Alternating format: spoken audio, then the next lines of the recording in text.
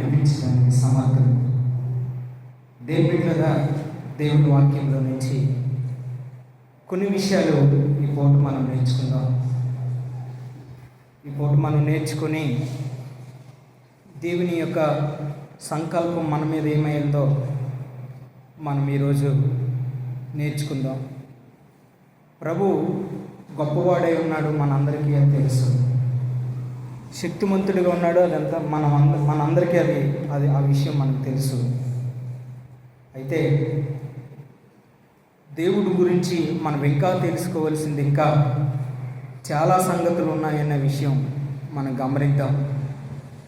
దేని బిడ్డలారా, ఈ పూట మనం పరలోకం చేరాలి అని అంటే ఎవరు పరలోకం వెళ్తారు అన్న విషయాన్ని మనం ఈరోజు ప్రశ్న వేసుకుందాం.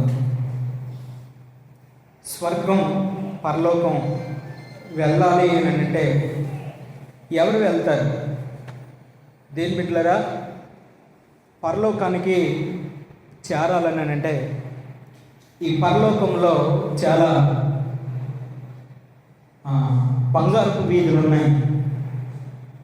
ఈ పరలోకంలోనికి మనిషి చేరాలనే పరలోకాన్ని దేవుడు నిర్మించాడు. దేని బిడ్డలారా, ఈ పరలోకానికి చేరాలని అంటే మనిషి, ఈ పరలోకానికి చెందాలంటే మనిషి, ఈ పరలోకాన్ని అనుభవించాలంటే మనిషి. ఈ పరలోకం ఎలా ఉందో అలాగే మనిషి ఉండాలి. ఈ పరలోకంలోనికి మనిషి చేరాలని అంటే పరిశుద్ధంగా, నీతిగా, యథార్థంగా ఉండాలి. కానీ కొద్దిమందే చేరుతున్నారు ఈ పరలోకం, అందరూ చేరలేకపోతూ ఉన్నారు. అయితే ఈ పరలోకం ప్రజలు చేరకపోవడానికి కారణం ఏంటంటే వారిలో పాపం ఉండిపోయింది, వారిలో చీకటి ఉండిపోయింది. దేవుడి మీద వారు చీకట్లో బ్రతుకుతున్నారు, పాపంలో బ్రతుకుతున్నారు. అందుకని ప్రజలు పరలోకం చూడలేకపోతూ ఉన్నారు. అయితే ఈ పాపంలోను, ఈ శాపంతో ఉన్న మానవుణ్ణి విడిపించడం కొరకు యేసయ్య రక్తం కార్చారు. పరిశుద్ధమైన పట్టణాన్ని విడిచి భూలోకానికి వచ్చి 3.5 సంవత్సరాలు ఈ భూమి మీద ఉండి దేని బిడ్డలారా కలవరిగిరిలో ప్రాణం పెట్టి నీ కొరకు నా కొరకు రక్తం కార్చి మనిషిని పరిశుద్ధుడిగా చేశాడు.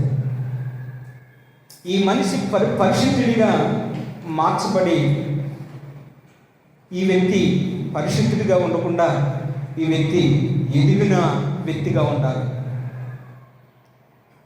పరిశుద్ధత ఉంటే సరిపోదు, ఈ వ్యక్తికి ఎదిగిన అనుభవంలోకి రావాలి. ఎదిగిన అనుభవంలోకి వచ్చిన ఈ వ్యక్తి 4 పనులు చేయాలి. ఒకటి, కుటుంబంలో దేవుని కుటుంబంలోకి రావాలి. బయట ఉంటే అవదో, దేవుని కుటుంబంలోకి రావాలి. 2, ఆ వ్యక్తి ప్రతి దినము కూడా దేవుని వాక్యం చదవాలి, బైబిల్ చదవాలి, దేవుని వాక్యాన్ని చదవాలి ప్రతిరోజు. ఆ వ్యక్తి 3వదిగా ప్రార్థన చేసుకోవాలి. ఆ వ్యక్తి 4వదిగా దేవుని కనపరుస్తూ దేవుని ఆరాధన చేయాలి. అలాంటి వ్యక్తి పరలోకం చేరగలుగుతాడు. పరలోకం చేరాలంటే ఇన్ని పనులు చేస్తేనే కానీ పరలోకం చేరలేదు. అందుకని దేని బిడ్డలారా, పరలోకం చేరాలని ప్రభు ఆశపడుతూ ఉన్నారు. పరిశుద్ధులుగా మార్చబడి ఎదిగిన వారిగా మనం ఉండి పరలోకానికి చేరాలని ప్రభు ఎదురు చూస్తున్నాడన్న విషయాన్ని మీరు గమనించండి. దేని బిడ్డలారా, ప్రతి వ్యక్తి కూడా పరలోకం చేరాలనే దేవుని ఉద్దేశం. అయితే ఎందుకు చేరలేకపోతున్నాడంటే చీకటి ఉండిపోయింది ఆ వ్యక్తిలో, పాపం ఉండిపోయింది ఆ వ్యక్తిలో, శాపం ఉండిపోయింది ఆ వ్యక్తిలో, కఠినంగా ప్రవర్తిస్తున్నాడు ఆ వ్యక్తి, దుర్మార్గుడిగా ప్రవర్తిస్తున్నాడు ఆ వ్యక్తి, దుష్టుడిగా ప్రవర్తిస్తున్నాడు ఆ వ్యక్తి, అపవాది యొక్క కోరికలు నెరవేర్చే వ్యక్తిగా అయ్యాడు. కానీ మా యేసయ్య కోరికలు నెరవేర్చే వ్యక్తిగా ఆ వ్యక్తి మారలేకపోతూ ఉన్నాడు. అందుకనే యేసయ్య రక్తం కార్చారు, రక్తం కార్చి పరిశుద్ధుడిగా చేశారు, ఎదిగిన వాడిగా చేసి ఆ ఎదిగిన వాడికి క్వాలిటీలు ఏముండాలో అవి ఇచ్చాడు. వాక్యం చదివి ప్రార్థన చేసుకుని దేవుడిని ఆరాధిస్తేనే కానీ ఆ పరలోకం చేరలేమని చెప్పి మాట్లాడుతూ ఉన్నాను. చూడండి, ఈరోజు మనమేం నేర్చుకుందాం బైబిల్లో అని అంటే, దావీదు విశేషంగా ఒక విషయాన్ని మాట్లాడుతూ ఉన్నారు. అది మనం ఈరోజు నేర్చుకుని ఆ విషయాలు తప్పకుండా మన వల్ల అవుతుందని నమ్మి మనం ప్రభుని గణపరుచుకుందాం. ప్రైజ్ ది లార్డ్, హల్లెలూయా. చూడండి దేవుని బిడ్డలారా, కీర్తన గ్రంథం 15వ కీర్తన మొదటి వచనం నేను చదువుతున్నాను. మొదటి 2 వచనాలు. యెహోవా, నీ గుడారంలో అతిథిగా ఉండదగిన వాడెవడు? నీ పరిశుద్ధ పర్వతం మీద నివసింపదగిన వాడెవడు? చూడండి, దావీదు ఒక ప్రశ్న వేస్తా ఉన్నాడు. ఏమని అంటే, యేసయ్యా, నీ గుడారంలో అతిథిగా ఎవరుంటారయ్యా అని. నీ గుడారంలోనికి అతిథిగా రావాలని అంటే ఆ వ్యక్తికి ఏ క్వాలిటీ ఉండాలయ్యా అని. దేవుని బిడ్డలారా, అతిథిగా ఉండాలని అంటే, గుడారంలోనికి చేరాలని అంటే, పరలోకానికి వెళ్ళాలని అంటే మానవుడు ఎవరుంటారయ్యా అని యేసుక్రీస్తు ప్రభుకి ప్రార్థన చేసుకుంటున్నాడు, విన్నపించుకుంటున్నాడు దావీదు. నీ పరిశుద్ధ పర్వతం మీద ఎవరు నివసిస్తారయ్యా? నీ పరిశుద్ధమైన పర్వతం మీద ఎవరుంటారయ్యా? నీ గుడారంలో అతిథిగా చుట్టారకంగా ఎవరుంటారయ్యా నీ గుడారంలో అని పరలోకాన్ని గుడారంగా పోలుస్తూ ఉన్నాడు. పరలోకాన్ని పరిశుద్ధమైన పట్టణముగా పోలుస్తూ ఉన్నాడు ఈ యొక్క దావీదు. దేవుని బిడ్డలారా, స్వర్గానికి మోక్షానికి మనిషి చేరాలని అంటే ఆ వ్యక్తి ఏముంటే చేరతాడయ్యా అని దావీదు మాట్లాడుతూ ఉన్నారు. దేవుని బిడ్డలారా, ప్రశ్నించుకుంటున్నాడు తను తానే. ఈరోజు మనం కూడా ప్రశ్న వేసుకుందాం. ఒక సూరిబాబు గారి ఇంట్లోనికి వెళ్ళాలని అంటే సూర్యనారాయణ గారు ఇంటికి, ఇప్పుడు సూర్యనారాయణ గారు లేడు కదండి, సింతల అయ్యన్న పాత్రుడు ఇంటికి వెళ్ళాలని అంటే ఏ క్వాలిటీ ఉండాలి మనకి? దేవుని బిడ్డలారా, పలుకుబడి అంతా తెలియాలి మనకి, రాజకీయం గురించి తెలిసై ఉండాలి. ఆ రాజకీయం గురించి తెలియకపోతే చింతల అయ్యన్న పాత్రుడు నర్సీపట్నంలో ఆ ఇంటికి మనం చేరలేము. మీకు అర్థమవుతుందా? ఆ ఇంటికి చేరాలని అంటే రాజకీయము ఒక చిన్నదైనా మనకు అనుభవం ఉండాలి. ఎందుకు వచ్చావురా అని అంటే మనం ఏం మాట్లాడలేము ఒకవేళ తెలియకపోతే. దేవుని బిడ్డలారా, అలాగనే యేసయ్యా నీ గుడారంలో, ఎవరి గుడారం ఇది? యేసయ్య గుడారం. Praise the lord. ఇది ఎవరి గుడారం అండి? యేసయ్య గుడారం. ఇది మోక్షం, స్వర్గం. ఈ మోక్షంలోనికి స్వర్గంలోనికి చేరాలని అంటే, అతిథిగా ఉండాలని అంటే, అబ్బా ఎవరిలాగా? అతిథిగా ఉండాలని అంటే ఆ వ్యక్తి ఉండగలడయ్యా? ఏముండాలి ఆ వ్యక్తికి?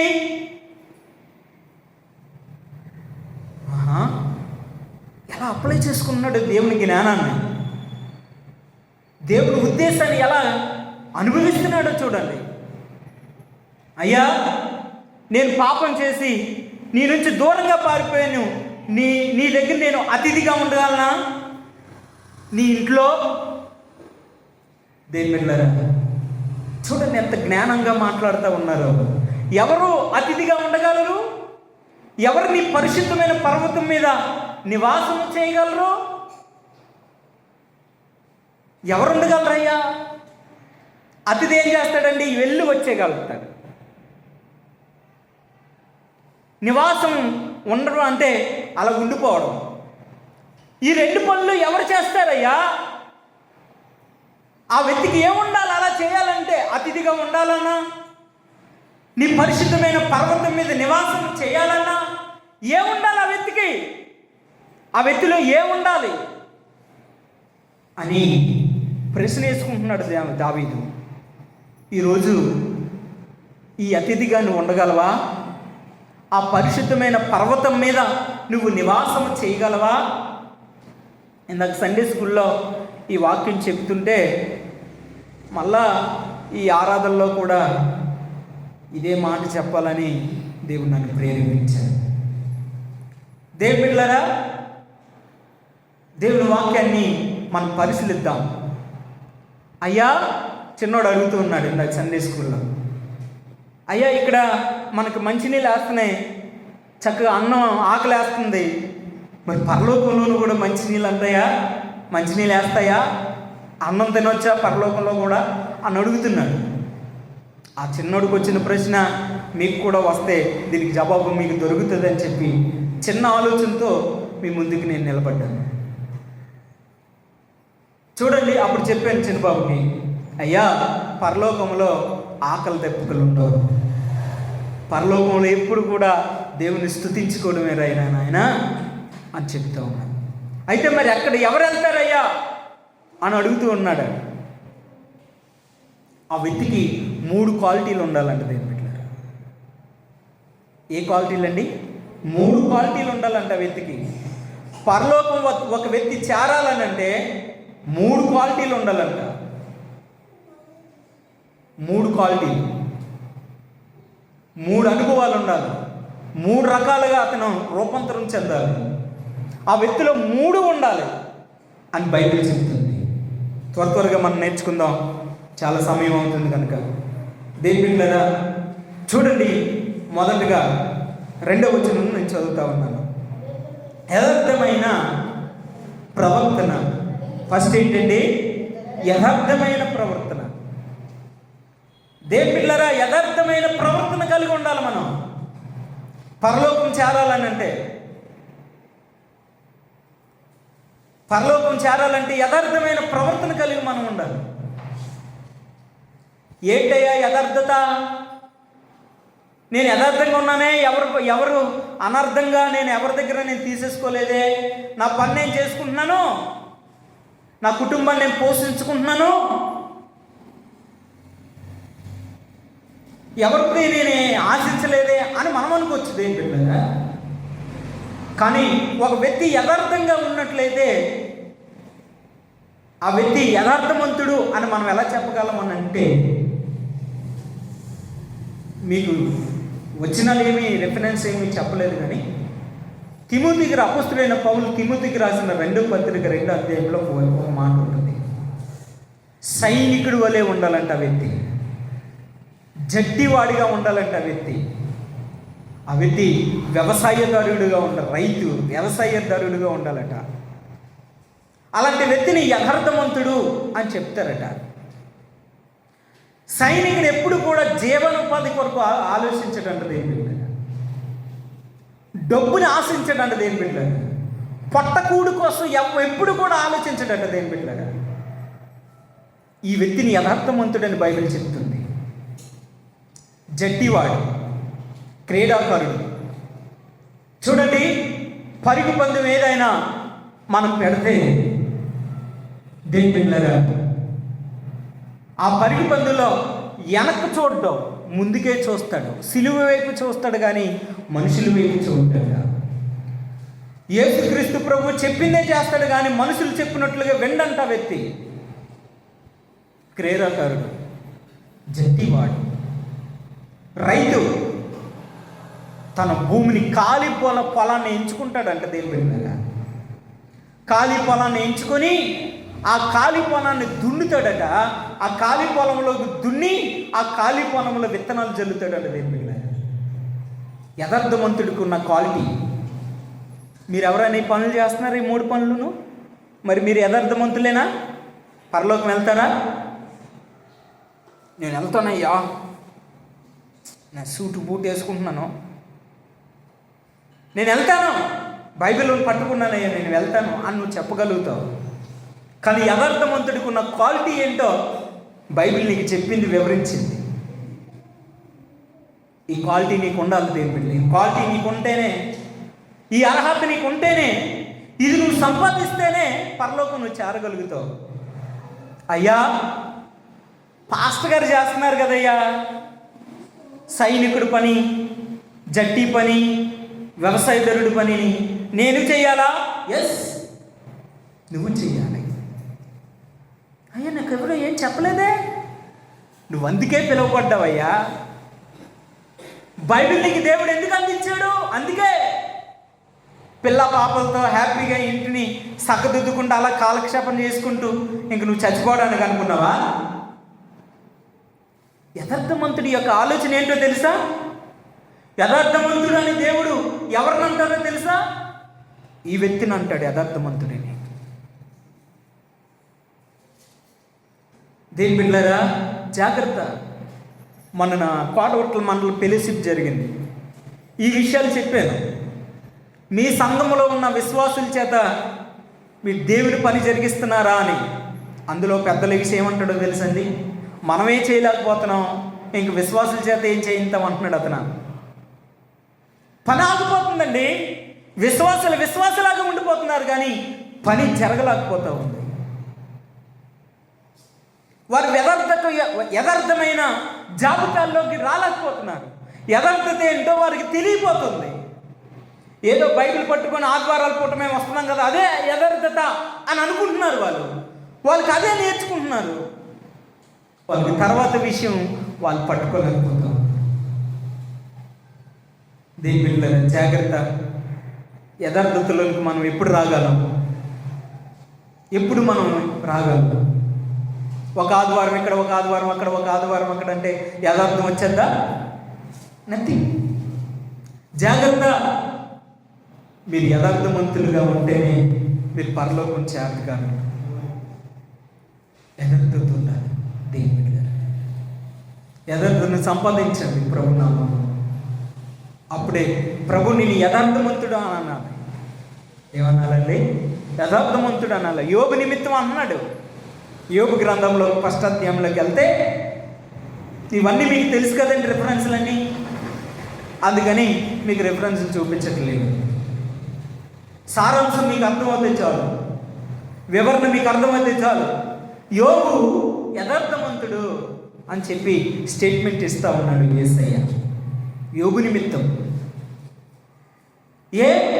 యోబు ఏం చేశాడు అని అంటే, సైనికుడు పనిచేశాడు, జట్టివాడు పనిచేశాడు, రైతు పని, వ్యవసాయదారుడు పనిచేశాడు. నేను ఎందుకు చేయలేం? నీ వల్ల నా వల్ల ఎందుకు కాదు? ఈ పనిని నేను ఎందుకు పక్కన పెడతాం? ఒక స్త్రీ ఉందనుకోండి, ఆవిడ ఇంటి పని వరకే ఉంటుంది, పరిమితం అయిపోతుంది ఈ కాలంలో.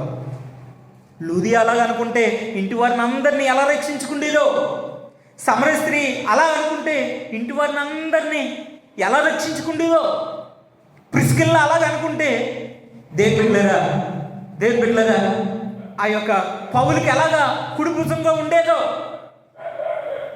మరియమ్మ దేవుని బిడ్డలారా అలాగే ఇంటికి వరకే పరిమితం అనుకుంటే లోకరక్షకుని లోకానికి అందించేదా?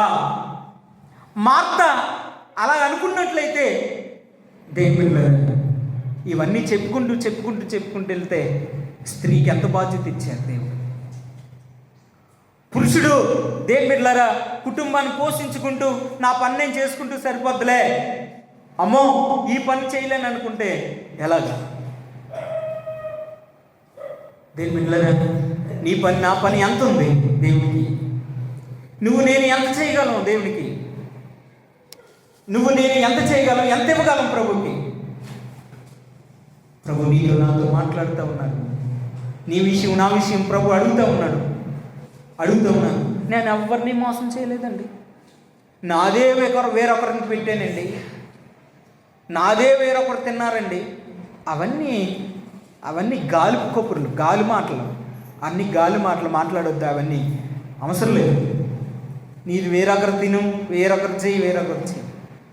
యథార్థవంతుడిగా నువ్వు బ్రతుకుతున్నావా ఈ భూమి మీద? యథార్థవంతుడిగా జీవిస్తున్నావా ఈ భూమి మీద? ప్రభు అదే అడుగుతున్నాను నిన్ను. పరలోకం ఎవరు వెళ్తారు? ఈజీగా వెళ్ళిపోవడం కాదే, చాలా కష్టం. యథార్థమైన జీవితం జీవించాలా.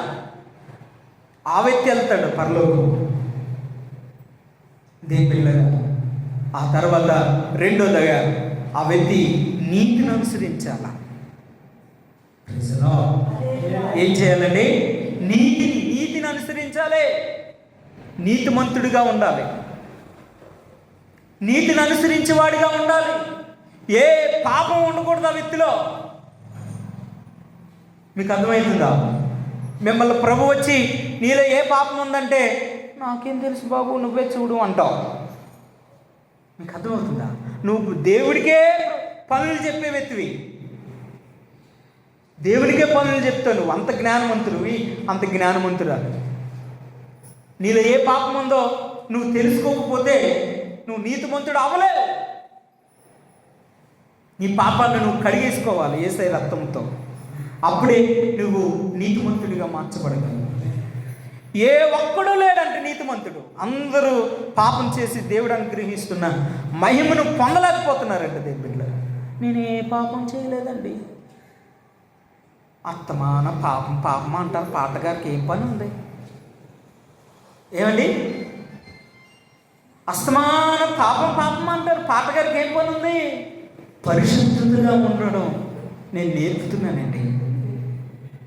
నీతిగా ఉండడం ఏంటో మీకు నేర్పుతున్నానండి.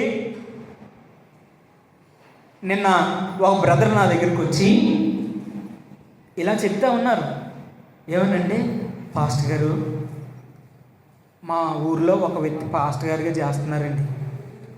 ఆ వ్యక్తిది మా కులమేనండి, కానీ భార్య అండి, 2 పిల్లలండి, కానీ ఇంకొక భార్యతో ఉంటున్నాడండి. ఆ భర్త తాగేసి సన్నంగా రేపో మాపో చచ్చిపోయిన వాళ్ళలాగా ఉంటున్నాడండి. ఎంత బాధ అండి, ఎంత వేదనండి. పాటగారండి, మళ్ళీ అతను పాస్టర్ గారు వ్యక్తి ఎన్ని విషయాలు చెప్తున్నారో అందరికీ తెలుసండి. మళ్ళీని ఆ చర్చికి వెళ్తారండి. ఎందుకండి? కులం అండి. ఆ వ్యక్తి చెప్తున్నారండి. నేను వచ్చి అమ్మో అనుకున్నాను నేను. దీని బిడ్డ పాపంలో, శాపంలో, దీని బిడ్డ పరిశుద్ధతకు దూరం అయిపోయి బ్రతుకుతున్న ప్రజలు ఎంతోమంది ఉన్నారు. జాగ్రత్త, నీతిని అనుసరించు, పరలోకం వెళ్తావు. Praise the lord. నీతిగా బ్రతకడం నీకా లాభం, నాకా? ఏదో నాకు లాభం అన్నట్టు, నీ ఆస్తి అంతా నాకు రాసి ఇచ్చేసినట్టు మొహం ఇలాగ తిప్పడం, మొఖాలు గొద్దనకి తిప్పడం, ఎవరికి తిప్పుకోవడం. నీ ఆస్తి అంతా నాకు రాసి ఇచ్చేయడం వల్ల ఏంటి తిప్పుళ్ళు.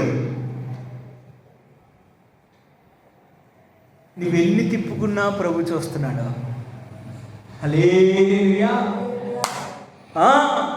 నువ్వెన్నిసార్లు ఎన్ని రకాలుగా తిప్పుకున్నా ప్రభు చూస్తున్నాడండి. ఆయన పరలోకము నుండి ప్రభు చూస్తున్నాడు. నువ్వెన్ని రకాలుగా తిప్పుకున్నా డోంట్ వరీ, నాకు ఏ ప్రాబ్లం లేదు. నేను ప్రభుని స్తుతించుకుంటున్నాను, ప్రభుతో ఉంటాను అంతే. నేను ఎవరి మీద చేయను. ఆ బ్రదర్ నిన్ను మళ్ళీ అడుగుతాడు, అయ్యా మీకు ఎక్కడి నుంచైనా వస్తుందా అని. నేను ఒకే మాట అన్నాను, అన్నా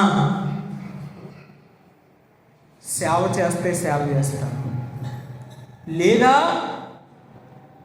నేను పౌలు ఎలాగైతే డేరాలు కుట్టుకున్నాడో నాకు వచ్చిన పని నేను ఏదో చేసుకుంటాను, కానీ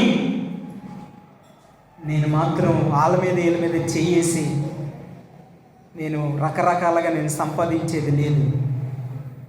సేవ అంతే, అంతే తప్ప నాకు ఇంక వేరొకటి లేదన్నా. అంతేనండి. మన డినామినేషన్లో, ఆ మిషన్లో, ఈ మిషన్లో, అక్కడ ఇక్కడే అక్కడే అదని ఇదని అదని నేను సంపాదించే వ్యక్తిని కాదు. రెక్కలు ముక్కలు చేసుకొని మందిరం కట్టామండి. చెల్లి నేనే, ఎవరు సాయం చేయలేదు. అమ్మ సువర్తమ్మ, దీవెన చెల్లి, ఇలాంటి వాళ్ళందరూ సాయం చేశారు, పరిచర్య చేశారు. లేబర్ని పెట్టలేదండి ఈ మందిరం కట్టేటప్పుడు. మీకు అర్థమైందా? లేబర్ని కట్టలే, లేబర్ని పెట్టలేదు, మేస్త్రీలు మాత్రం చేశారు పని. ఈ మందిరం పూర్తి అయిపోయే వరకు మేస్త్రీలు చేశారు, కానీ ఒక్క లేబర్ని నేను పెట్టినట్టుగా నేను చెప్పలేను. పెట్టకూడదు కట్టినప్పుడు వాళ్ళకి నేను అది ఇచ్చేసాను, ఏమంటారు అది, కాంట్రాక్ట్ ఇచ్చేసాను, వాళ్ళు చేసుకున్నారు. అప్పుడు కూడా మేము దగ్గరుండి వాళ్ళకి అవి చేస్తూనే ఉన్నాం. ఎందుకని మన చిన్నప్పటి నుంచి మేము కష్టపడే జీవులు అండి. కష్టం అంటే మేము ఓపికగా ధైర్యంగా మేము చేస్తాం. అర్థమైందా? మీలాగా పారిపోం, మీలా భయపడిపోం. ఇది దేవుని పని. స్తోత్రం కలుగుగాక. హల్లెలూయా. అవును, నేను ఒకప్పుడు ఈ మందిరం మన మందిరం నన్ను దేవుడు పిలక ముందు మందిరాలన్నీ తుడిచివ్వండి. ఎంత శుభ్రంగా తుడిచివ్వండి, అంత శుభ్రంగా నేను తుడిచివ్వండి. ఉదాహరణకి లేడీస్ ఒక 10 మంది మందిరం చూడండి శుభ్రంగా. మీరు తుడిచిపోయిన తర్వాత ఆ గేట్ దగ్గర ఉండండి, నేను తుడుస్తాను. మీరు తుడిచే దానికంటే నేను తుడిచే ఆ యొక్క తొక్కు ఎక్కువ వస్తుంది. చూడండి ఎంత కేర్ఫుల్గా చేస్తానో నేను. దీంట్లో అర్థం చేసుకోండి. అందుకనేనండి ఈ యొక్క చేతులతో మందిరం కట్టడం దేవుడు సహాయం చేశాడు. లేకపోతే అలాంటి దావీదుతోనే కట్టించలేదు మందిరాన్ని, ఈ దరిద్రుడి చేత కట్టించాడని అంటే మంచి ఏమన్నా ఉందానా? పనితీరు తెలుసని. Praise the Lord. హల్లెలూయా. నా దేవుని బిడ్డలారా, నీతిని అనుసరించి నడుచో, నువ్వు పరలోకం వెళ్ళగలవు. పరలోకం వెళ్ళకుండా నువ్వెన్ని చెప్పుకున్నా, పరలోకానికి తయారవ్వకుండా నువ్వెన్ని చెప్పుకున్నా, నువ్వెన్ని దిక్కలుగా ప్రవర్తించినా నువ్వు పరలోకం వెళ్ళలేదు. నీతిని అనుసరించు, నీతిని పట్టుకో, నీతిని యథార్థతను పట్టుకో, నీతిమంతుడిగా మారు. నువ్వు గుండెల మీద చేసుకో, నేను నీతిమంతుడిని అని చెప్పి గుండెల మీద చేసుకొని నీ గురించి నువ్వే, నీ మనస్సాక్షి, నీ మనసే నీ గురించి సాక్ష్యం చెప్పాలి, నువ్వు యథార్థవంతుడు అని. ఎస్. మూడోదిగా దేని పెట్టలేదా? మూడోదిగా ఏంటన్నా? హృదయపూర్వకంగా నిజం పలకాలి. ఏముండాలండి? నిజం ఉండాలి. హృదయంలో ఏముండాలి? నిజం. నిజం ఉండాలి దేని పెట్టలేరా? అవును, అబద్ధం ఉండకూడదు. అబద్ధానికి జనకుడు అపవాది, నిజానికి యేసుక్రీస్తు ప్రభు. అవునండి, నిజం ఎప్పటికైనా గెలుస్తుంది. నిజం ఎప్పటికైనా తెలుస్తుంది, ఎప్పటికైనా గెలుస్తుంది. అబద్ధం రేపు మిద్దుల మీద ప్రకటించబడుతుంది, రేపే. నిజానికి కొద్దిగా ఆలస్యం అవ్వచ్చు, అబద్ధానికి రేపే తెలిసిపోద్దట. బైబిల్ ఎంత స్పష్టంగా చెప్తుంది. నువ్వు ఎలా ఉన్నావు? అబద్ధంగా ఉన్నావా? నిజంగా ఉన్నావా? ఎలా ఉన్నావు దేని బిడ్డ? ఎలా ఉండొచ్చో నిత్య సీయోను ప్రార్థన మందిరంలోనికి ఏం మార్చుకుందాం అనొచ్చో? ఏదో 2 మాటలు చెప్పారు, సూపర్ చెప్పారండి అని మార్కులు వేయడానికి వచ్చావా? లేదా నీ సేవ్ చేసుకోవడానికి వచ్చావా? నీ మనసులో ఉన్నాయి, నీ బ్రతుకులో ఉన్నాయి తీసేసుకోవడానికి వచ్చావా? ఏ విషయాన్ని తెలుసుకోవడానికి వచ్చాం మనం? దేని పిల్లరా, నిజం ఉండాలి, అబద్ధం ఉండకూడదు. నిజం ఉండాలి దేని పిల్లరా, నిజం. జాగ్రత్త, జాగ్రత్త. పేతురు ఎప్పుడైతే నేను అబద్ధం ఆడానని పేతురు తెలుసుకున్నాడో, అబద్ధం ఆడేవారు నిలవలేకపోతున్నారు ఇప్పుడు అననీయ సఫేరాలు. దేని బిడ్డరా, నువ్వు నిజంగా ప్రవర్తించడం నేర్చుకుంటే, నువ్వు నిజం మాట్లాడడం, అబద్ధం కాకుండా నిజం మాట్లాడడం నేను నేర్చుకుంటే, అబద్ధం ఆడేవారు మారిపోతారండి. Praise the lord. అబద్ధం ఆడేవారు నీ దగ్గరకు వస్తే మారిపోతారండి. అవును, ఆ గిఫ్ట్ దేవుడు ఇస్తాడు నీకు. నీవేదో చేయవసరం లేదు. పరిశుద్ధంగా ఉండు, నీతిగా ఉండు, యథార్థంగా ఉండు, నిజం ఉండు, నీలో నిజం ఉంచుకో. బ్రతుకనంత వరకు అబద్ధాలే బ్రతుకే, అబద్ధాల బ్రతుకే. నిజం బ్రతుకు ఉండదా దేని బిడ్డ? ఏమిటి? భయపడిపోతూ బ్రతుకే. నిజం బ్రతుకు ఉండదు. జీవిద్దాం నిజం బ్రతుకు. నిజమైన ద్రాక్షవల్లి యేసుక్రీస్తు ప్రభు. యోహాను సువార్త 15వ అధ్యాయంలో ఉంటుంది. నిజమైన ద్రాక్షవల్లి. ఆ నిజమైన ద్రాక్షవల్లితో మనం కలిసిపోదాం. దేవుళ్ళరా, నిజం మనలో పురుకొల్పబట్టుగా ప్రార్థన చేసుకుందాం. నిజ జీవితం జీవిద్దాం. ఏ జీవితం అండి? నిజ జీవితం. ఏ జీవితం? నిజ జీవితం. అర్థమవుతుందా? నిజ జీవితం జీవిద్దాం. నిజ జీవితం జీవించి నిజమైన బ్రతుకుదాం. నిజమైన మనస్సాక్షి చెప్పినట్లుగా, నేను నమ్మకస్తుడిని, నేను నిజంగా చెప్తున్నా. నిజమే చెప్తున్నావా? పేతురు అంటాడు కదండి, ఏమంటాడు తెలుసా? అమ్మా, నిజమే చెప్తున్నావా? అయ్యా, నిజమే చెప్తున్నావా? నిజమేనయ్యా. అబ్బా, వెంటనే చచ్చిపోయారండి. నువ్వు నీలో నిజము లేకపోయినప్పుడు నువ్వు దేవుని దృష్టిలో ఎప్పుడో చచ్చిపోయిన వ్యక్తివి. తెలుసా నీకు? నువ్వు కనబడుతున్నావంతే మనుషులకి. నీలో నిజం చచ్చిపోయింది కనుక నువ్వు ఎప్పుడో చచ్చిపోయావు దేవుని దృష్టిలో. నీలో నిజం ఎప్పుడు చచ్చిపోయిందో అప్పుడే నువ్వు చచ్చిపోయావు. నువ్వు ఇంక మామూలుగా బతుకుతున్నావు అంతే. మామూలుగా బతుకుతున్నావు. నీలో నిజం ఎప్పుడైతే చచ్చిపోయిందో అప్పుడే నువ్వు చచ్చిపోయావు దేవుని దృష్టిలో.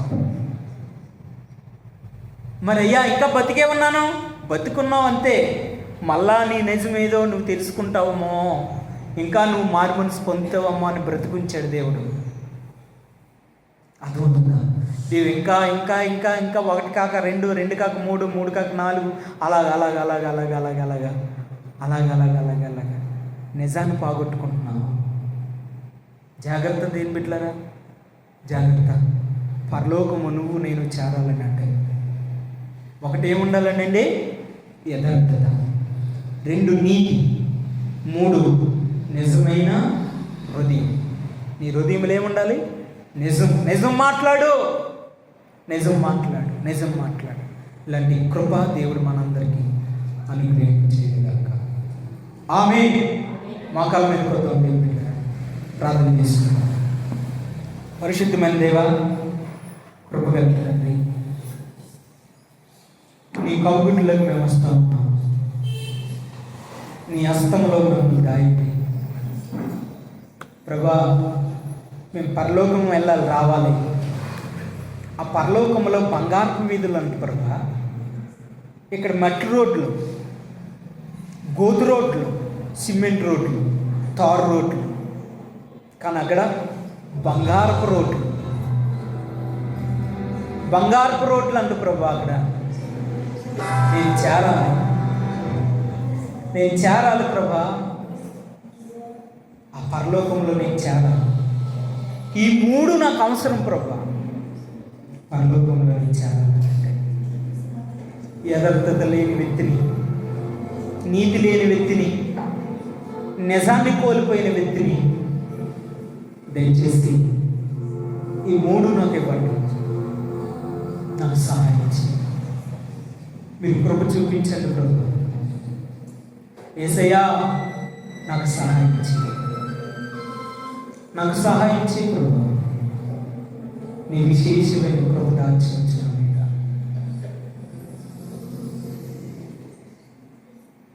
నీ చిత్తం నా చిత్తంలో నేను జరిగించి, నీ చిత్తం నన్ను పరలోకంలో తీసుకెళ్ళాలి. కానీ నా అంతకు నేనే యథార్థాన్ని కోల్పోతూ ఉన్నాను.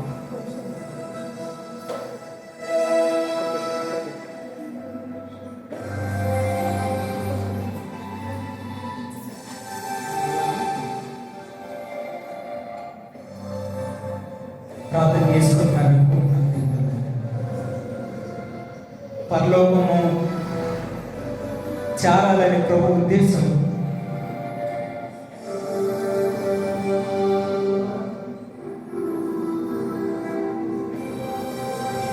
ప్రభు ప్రణాళిక. నువ్వు పరలోకం వెళ్ళాలని అంటే, పరలోకంలో అతిథిగా ఉండాలని అంటే, నీ పరిశుద్ధ పరమతం మీద నివాసం చెయ్యాలని అంటే ఎవరు వెళ్తారు? ఎవరు ఉండగలరు?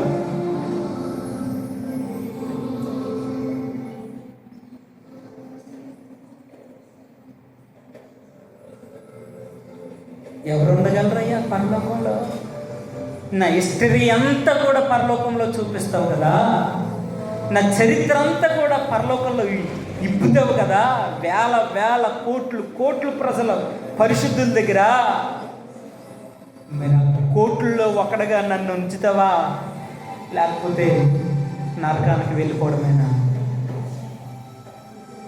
నేను నిన్ను నమ్ముకొని చాలా రోజులయ్యింది, చాలా నెలలు, చాలా సంవత్సరాలు అవుతుంది. కానీ యథార్థతను మాత్రం నేను సంపాదించలేకపోతా ఉన్నాను. నీతిని నేను రాబట్టుకోలేకపోతా ఉన్నాను.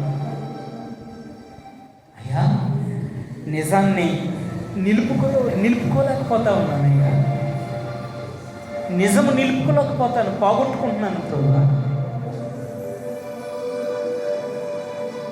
అయ్యో, ఈ 3 విషయాలు నాలో లేకపోయినా కూడా నేను క్రైస్తవునని ప్రజలకు చూపిస్తున్నానే.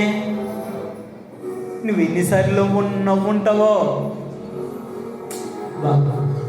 నా జీవితాన్ని చూసి, నా ప్రవర్తన చూసి, ఎన్ని మార్లు నా మీద నువ్వు ఉమ్మేసావో.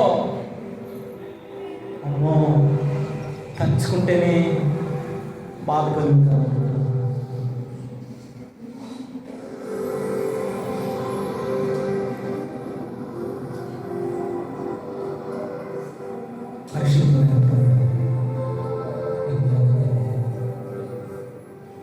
నిజము లేని వ్యక్తిగా మారిపోయినాయి.